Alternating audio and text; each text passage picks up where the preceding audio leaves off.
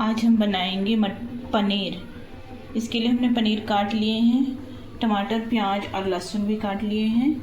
कढ़ाई हमने चढ़ा दी है, कढ़ाई गरम हो गई है। अब इसमें डालेंगे तेल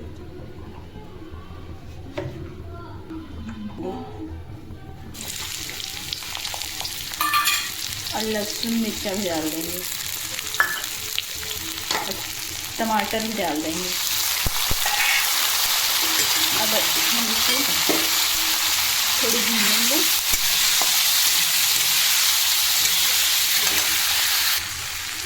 अब प्याज टमाटर लहसुन हल्का भुना गया है, इसे निकाल कर इसका पेस्ट बनाएंगे। इसमें हम थोड़ी जीरा घोल के मिलाएंगे और इसका पेस्ट बनाएंगे। पेस्ट हमारी तैयार हो गई है। अब कढ़ाई में फिर से तेल डालेंगे।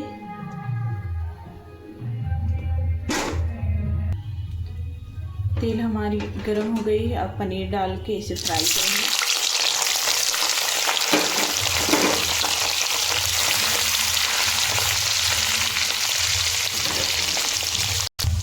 पनीर हमारी हल्की फ्राई हो गई है। अब इसे निकाल लेंगे।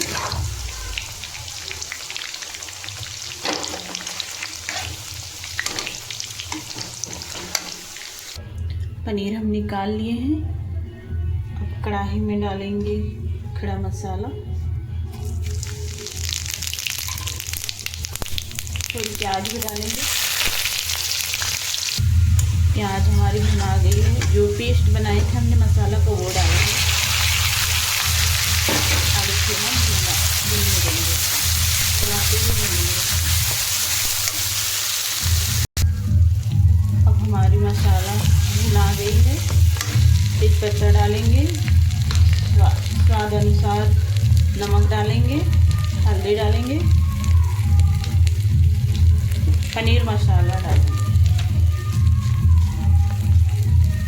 अब इसे चलाते हैं थोड़ी देर। अब मसाला तैयार है।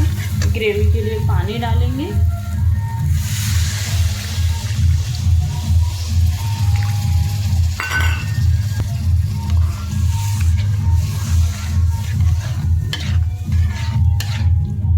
इसे खोलने देंगे। अब मसाला हमारी खोल चुकी है। अब डालेंगे पनीर।